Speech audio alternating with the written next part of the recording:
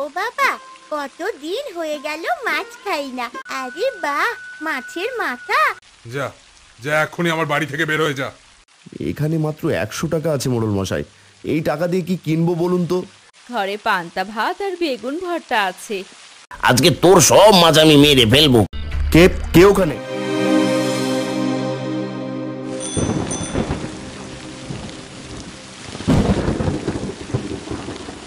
কি গো গিন্নি, বেলা গুড়িয়ে দুপুর হতে চললো, এখনো তোমার রান্না বান্না শেষ হলো না? কি আর রান্না করব বলো, ঘরে তো কোনো বাজার সদাই নেই। ও বাবা, কতদিন হয়ে গেল মাছ খাই না। তুমি বরং আজকে বাজার থেকে একটা মাছ এনো। তোকে যে কি করে বোঝাই মা, হাতে একটাও টাকা পয়সা নেই। আর দেখি আজ মোড়লের কাছে কিছু টাকা চাইবো, গত মাসের মাইনেটাও দেয়নি এখনো। এই হয়েছে আমার এক মেয়ে, সারাদিন শুধু এটা খাই ওটা খাই। গিন্নি, ওকে সারাদিন শুধু বকাঝকা করো তাই না? তোমাকে কতদিন বলেছি ওকে একদম বকাঝকা করবে না। শোন মা, আমি রাতের বেলা তোর জন্য সবচেয়ে বড় মাছটা কিনে নিয়ে আসবো। এখন যা, তুই পড়াশোনা করতে যা। লাই দিয়ে দিয়ে তুমি মেয়েটার মাথা খেয়েছো। মেয়েটা সারাদিন আমার কোনো কথাই শুনতে চায় না। এই ঝিলিক, যা তো মোড়লের বাড়ি থেকে কিছু লাকড়ি তুলে নিয়ে আয়, আমাকে আবার রান্না চাপাতে হবে। ঠিক আছে মা, আমি যাচ্ছি।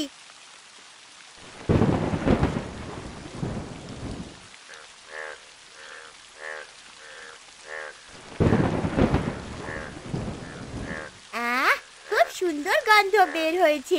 মোড়লের বউ নিশ্চয়ই ভালো কিছু রান্না করছে। যাই তো একবার গিয়ে দেখে আসি।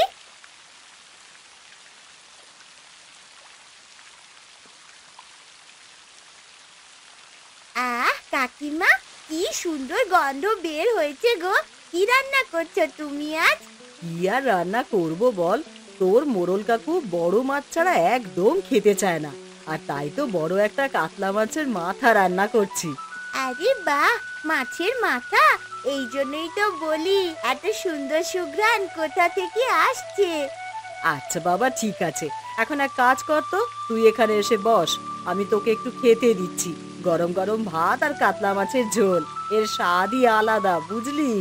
না না, মোড়ল কাকু যদি জানতে পারে তুমি আমাকে খেতে দিয়েছো তাহলে খুব রেগে যাবে কিন্তু। আরে ধুর, তুই শান্ত হয়ে বস, তোর কাকুর ফিরতে অনেক দেরি হবে, তুই খেয়ে নে দেখি।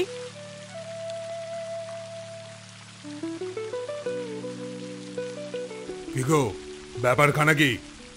এটা বাড়ি নাকি হোটেল? যাকে নয় তাকে খেতে বসিয়ে দিচ্ছ।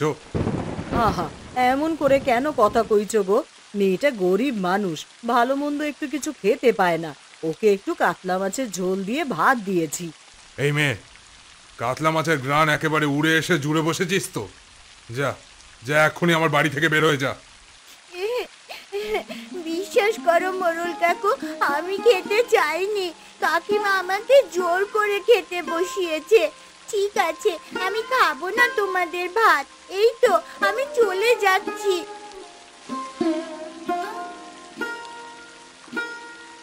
ছি ছি ছি ছি, তুমি মানুষ না অন্য কিছু?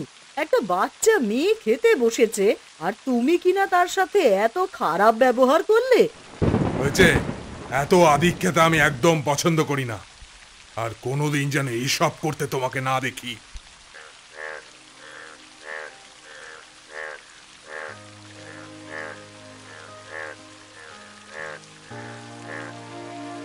কি হয়েছে মা, তোর চোখে পানি কেন? আর এত বেলা পর্যন্ত তুই কোথায় ছিলি? কিচ্ছু হয়নি মা, চোখের ভেতরে একটা পোকা পড়েছে, তাই তো চোখে পানি এসে গেছে। কেন আমার সাথে শুধু শুধু মিথ্যে কথা বলছিস? আমি জানি নিশ্চয়ই কিছু একটা হয়েছে। জানো মা, আজকে মোড়লের বউ আমাকে খেতে দিয়েছিল, আর মোড়ল কাকু এটা দেখে খুব রেগে গেল, আমাকে অপমান করে তাড়িয়ে দিল। কেন শুধু শুধু খেতে বসেছিস ওদের ওখানে? ওরা বড় লোক মানুষ, ওদের কাছে আমাদের মতো গরিবের কোনো দাম নেই। বিশ্বাস করো মা, আমি আর কোনো দিনও ওদের বাড়িতে যাব না। ওদের বাড়ির ত্রিসীমানাতেও আমাকে আর কোনো দিনও দেখা যাবে না মা। নে মা, এখানে পান্তা ভাত আর বেগুন ভর্তা আছে। বর্ষার দিনে পান্তা ভাত খাওয়ার স্বাদই আলাদা। কথা না বাড়িয়ে দুটো ভাত মুখে দিয়ে নে।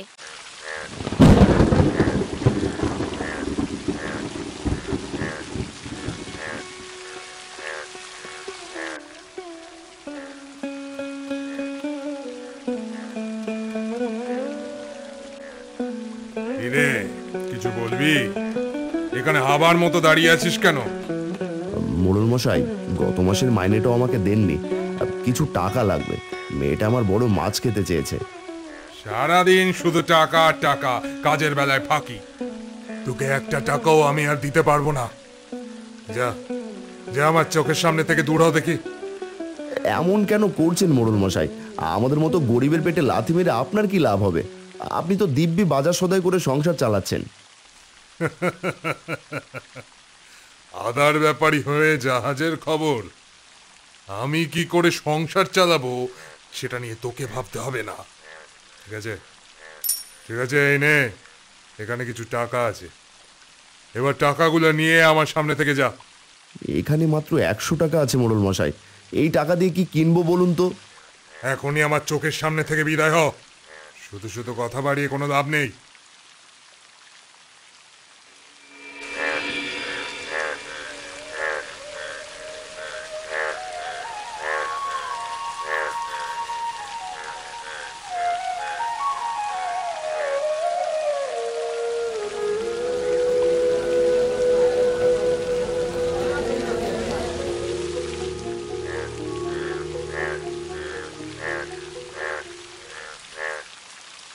এ কি করেছো তুমি? শেষ পর্যন্ত কিনা একটা ডিমওয়ালা মাছ কিনে আনলে। আরে বাবা, তাতে কি হয়েছে? আর ডিমটা বরং তুমি মাছের সাথেই রান্না করে ফেলো। হ্যাঁ, মাছের ডিম খেতে খুব সুস্বাদু হয়, আমার খুব প্রিয়। না না, মাছের ডিম আমি রান্না করতে পারবো না। তাছাড়া এই মাছটাকেও আমি রান্না করতে দেবো না। এটা বরং পাশের ডোবায় ফেলে দাও। তুমি কি পাগল হলে? সারাদিন চেয়ে 100 টাকা পেলাম, আর তুমি কিনা বলছো এই টাকা দিয়ে কেনা মাছ তুমি ফেলে দেবে? বাবা, মা তো ঠিক কথাই বলছে গো। দরকার হলে আমরা না খেয়ে থাকবো, তারপরেও আমরা ডিমওয়ালা মাছ খাবো না। না রে বাবা, না খেয়ে থাকতে হবে না। ঘরে পান্তা ভাত আর বেগুন ভর্তা আছে। আপাতত এটুকুই খেয়ে নে, তারপরও এই ডিমওয়ালা মাছটাকে মেরে ফেলিস না। আচ্ছা ঠিক আছে, আমি বরং পাশের ডোবায় এই মাছটা ছেড়ে দিয়ে আসি।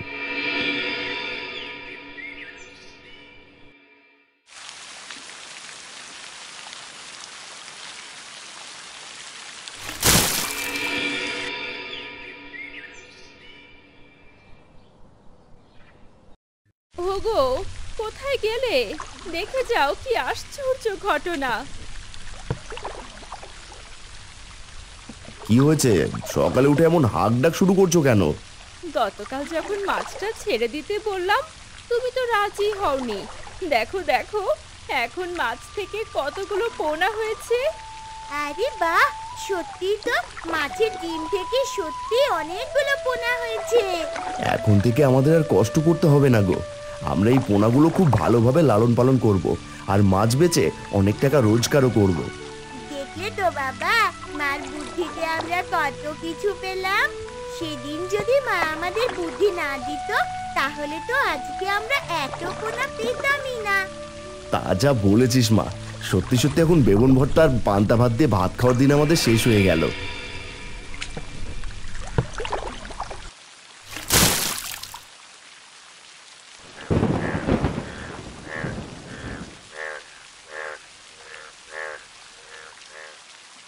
কিরে, আজও দেরি করে এলি? আর আমি শুনলাম তুই নাকি বাজারে মাছের আড়ত দিচ্ছিস। তা এত মাছ কোত্থেকে পাচ্ছিস? ঠিকই শুনেছেন মোড়ল সাহেব, আমি আর আপনার এখানে কাজ করতে আসবো না। এখন থেকে আমি মাছের ব্যবসা করব। ওরে বাবা, 2 টাকা রোজগার করে তোর মুখের দিকে তাকানোই যাচ্ছে না। তো মাছের কাহিনীটা কি এবার বল শুনি। আর বলবেন না, কদিন আগে আপনি আমাকে 100 টাকা দিয়েছিলেন মাছ কেনার জন্য। সেই 100 টাকা দিয়ে আমি একটা মাছ কিনি। আসলে মাছটা ছিল ডিমওয়ালা মাছ। আমার স্ত্রী মাছটাকে পুকুরে ছেড়ে দেয়, আর সেখান থেকে এতগুলো মাছ হয়েছে। যাক, ভালোই হলো। তাহলে এখন তো তাহলে তোর পয়সা কড়ির আর কোনো অভাব থাকবে না। জানি না কত টাকা রোজগার করতে পারবো, কিন্তু মেয়েটার মুখে অন্তত একবেলা মাছ তুলে দেওয়ার ক্ষমতা সৃষ্টিকর্তা আমাকে দিয়েছেন। দেখলি তো খগেন, কেমন চ্যাটাং চ্যাটাং করে আমার সাথে কথা বলে গেল। না না, এ বেয়াদবি আমি আর সহ্য করব না। একদম ঠিক কথা বলেছেন মোড়ল সাহেব। এই কদিন আগেও বর্ষাকালে সারাদিন শুধু পান্তা ভাত আর বেগুন ভর্তা দিয়ে ভাত খেত, আর এখন কয়টা মাছ উৎপাদন করে একেবারে মুখের দিকে তাকানো যায় না। এই বদমাসটার একটা ব্যবস্থা নিতেই হবে। এক কাজ কর, আজকে ওর ডোবার মধ্যে তুই একটু বিষ মিশিয়ে দে, যাতে সব মাছ মরে যায়। একদম আমার মনের কথা বলেছেন। ঠিক আছে, আমি আজ রাতেই কাজটা সেরে ফেলবো।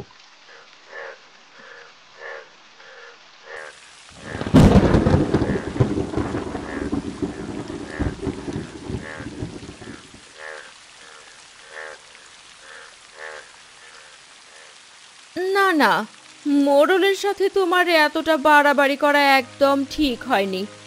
আমি যা করেছি একদম ঠিক করেছি। তোমার মনে নেই আমার মেয়েটার সাথে মোড়ল কত বড় দুর্ব্যবহার করেছিল? আরে বাবা, ওরা বড় লোক মানুষ, আমরা চাইলেও তো ওদের সঙ্গে পেরে উঠবো না। তবে জানো গো, আমার মনে খটকা লাগছে। আমার কেন জানি মনে হচ্ছে মোড়ল আমার মাছের কোনো একটা ক্ষতি তা যা বলেছ, সে অনেক খারাপ লোক। এক কাজ করো, আজকে না হয় তুমি পুকুর পাড়ে গিয়ে এই রাতটা কাটিয়ে দাও, কেউ যেন মাছের কোনো ক্ষতি করতে না পারে। ছোট লোক কোথাকার, তোর কত বড় সাহস মোড়লের সাথে দুর্ব্যবহার করিস! আজকে তোর সব মাছ আমি মেরে ফেলবো।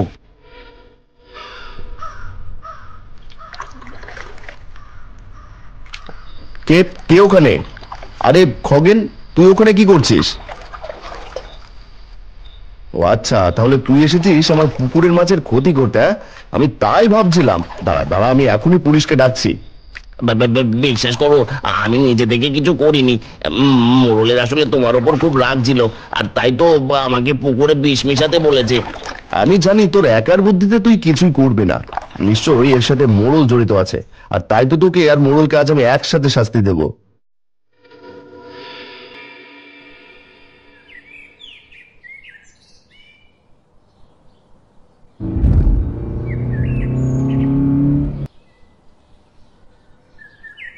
ওগো, কোথায় গেলে?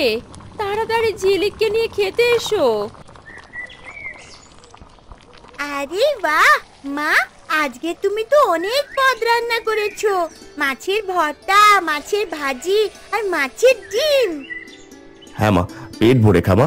একদিন মাছের তরকারি খাওয়ার জন্য তোকে কতই না কথা শুনতে হয়েছে। আজকে দেখ, আমাদের বাড়িতে মাছের কোনো অভাবই নেই। তা যা বলেছো, কিন্তু বর্ষার দিনে সেই বেগুন ভর্তার পান্তা ভাতের স্বাদই অন্যরকম ছিল।